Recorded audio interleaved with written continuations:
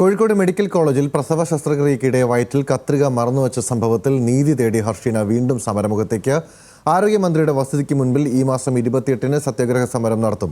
സർക്കാരിന്റെ അവഗണനയ്ക്കെതിരെയാണ് സമരമെന്ന് ഹർഷിന പ്രതികരിച്ചു. ഒരിടവേളയ്ക്ക് ശേഷം ഹർഷിന വീണ്ടും സമരമുഖത്തേക്ക് കടക്കുകയാണ്. 6 വർഷങ്ങൾക്കിപ്പുറവും തുടരുന്ന സർക്കാരിന്റെ നീതി നിഷേധത്തിനെതിരെയാണ് ഹർഷിനയുടെ സമരം. കോഴിക്കോട് മെഡിക്കൽ കോളേജ് ആശുപത്രിയിലെ പ്രസവ ശസ്ത്രക്രിയയ്ക്കിടെയാണ് ഹർഷിനയുടെ വയറ്റിൽ കത്രിക കുടുങ്ങിയത്. നിയമപോരാട്ടത്തിനൊടുവിൽ 2 ഡോക്ടർമാരെയും നഴ്സിനെയും പ്രതിയാക്കി പോലീസ് കേസെടുത്തെങ്കിലും കുന്നമംഗലം കോടതിയിലെ വിചാരണ ഹൈക്കോടതി സ്റ്റേ ചെയ്യുകയായിരുന്നു. കുറ്റക്കാർക്കെതിരെ കർശന നടപടി വേണമെന്നും അർഹമായ നഷ്ടപരിഹാരം ലഭ്യമാക്കണമെന്നും ആവശ്യപ്പെട്ടാണ് ഹർഷിന വീണ്ടും സമരം ചെയ്യാനൊരുങ്ങുന്നത്. ആരോഗ്യമന്ത്രിയുടെ ഔദ്യോഗിക വസതിക്ക് മുൻപിൽ സത്യാഗ്രഹ സമരം ഇരിക്കാനാണ് ഹർഷിനയുടെ തീരുമാനം. ഇത്രയും കാലമായിട്ടും നമ്മൾ സമരം നടത്തിയ സമരപ്പന്തലിൽ വന്ന് കൈ പിടിച്ചുകൊണ്ടാണ് ആരോഗ്യമന്ത്രി നമുക്ക് ഉറപ്പ് തന്നിട്ടുള്ളത്.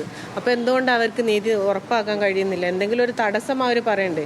കത്രിക എന്തായാലും ഞാൻ വിഴുങ്ങിയതല്ല എന്ന് ഉറപ്പാണ്. എൻ്റെ സിസേറിയൻ്റെ സമയത്താണ് സംഭവിച്ചതെന്നുള്ളതൊന്നും ഒരു സംശയവുമില്ല. എല്ലാ തെളിവുകളടക്കം പോലീസ് കുറ്റം തെളിയിച്ചു കഴിഞ്ഞതാണ്.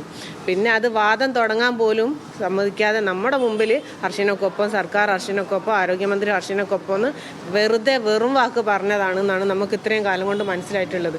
ഹർഷിനയുടെ വേദനയ്ക്കും തീരാ ദുരിതത്തിനും സർക്കാർ വിലയിട്ടത് 2 ലക്ഷം രൂപയാണ്. ചികിത്സയ്ക്ക് മാത്രം 10 ലക്ഷത്തിലധികം രൂപ ചിലവായിട്ടുണ്ട്. ഇത് കടുത്ത നീതി നിഷേധമാണെന്നും നീതി ലഭിക്കുന്നതുവരെ പോരാട്ടം തുടരുമെന്നും ഹർഷിന സമരസമിതി അറിയിച്ചു.